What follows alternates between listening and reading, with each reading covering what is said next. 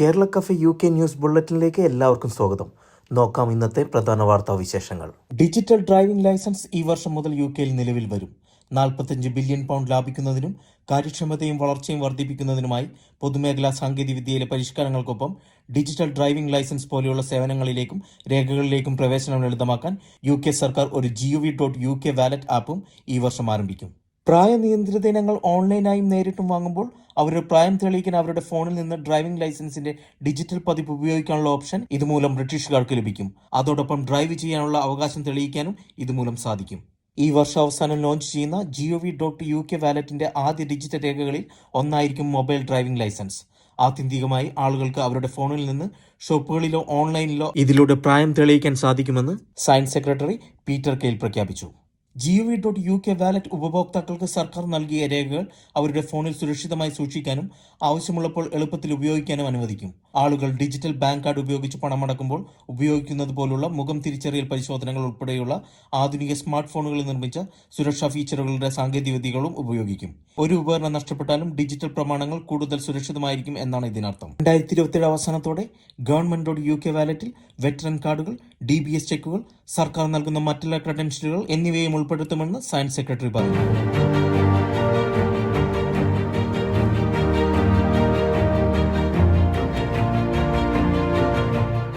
ഉക്രൈനുമായുള്ള യുദ്ധം അവസാനിപ്പിച്ചില്ലെങ്കിൽ റഷ്യ ഉപരോധിക്കുമെന്ന മുന്നറിയിപ്പുമായി 47ാമത്തെ അമേരിക്കൻ പ്രസിഡന്റായി സ്ഥാനമേറ്റ ഡൊണാൾഡ് ട്രംപ് ഉടനടി കരാറിൽ ഏർപ്പെട്ടില്ലെങ്കിൽ US-നും മറ്റ് രാജ്യങ്ങൾക്കും റഷ്യ വിൽക്കുന്ന എല്ലാത്തിനും ഉയർന്ന നികുതിയും തീരുവയും ഏർപ്പെടുത്തേണ്ടി വരുമെന്നാണ് ഡൊണാൾഡ് ട്രംപിന്റെ ഭീഷണി.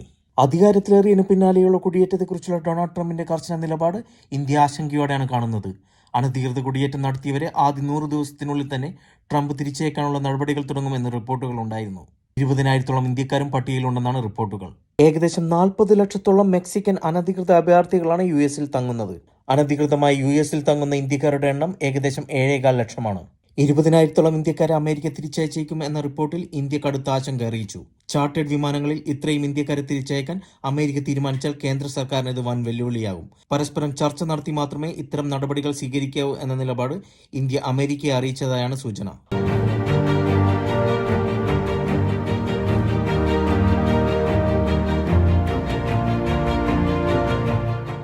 ആളുകളുടെ വാട്സപ്പ് അക്കൗണ്ടുകൾ കൈക്കലാക്കാൻ ശ്രമിക്കുന്ന തട്ടിപ്പുകാരുടെ എണ്ണം വർദ്ധിക്കുന്നതായി ഡെർബിഷെയർ പോലീസ് മുന്നറിയിപ്പ് നൽകി.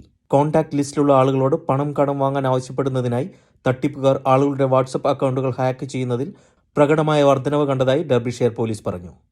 വ്യക്തികളെ ടാർഗറ്റ് ചെയ്യുന്നതിനായി മതപരവും വിശ്വാസപരമായ സംഘടനകൾ, യൂണിവേഴ്സിറ്റി വിദ്യാർത്ഥികൾ, NHS സ്റ്റാഫ് ഗ്രൂപ്പുകൾ, ബിസിനസ് ഗ്രൂപ്പുകൾ എന്നിവയുൾപ്പെടെയുള്ള വലിയ ഗ്രൂപ്പ് ചാറ്റുകളിൽ തട്ടിപ്പുകാർ നുഴഞ്ഞു കയറുന്നുണ്ടെന്ന് ഫോഴ്സ് പറഞ്ഞു. ഇരയെ ചാറ്റിലൂടെയോ കോളിലൂടെയോ ബന്ധപ്പെടുകയും ഒരു കോഡ് വരുന്നുണ്ടെന്ന് പറയുകയും അത് പിന്നീട് പങ്കിടാൻ ആവശ്യപ്പെടുകയും ചെയ്യുന്നതാണ് ഇവരുടെ രീതി.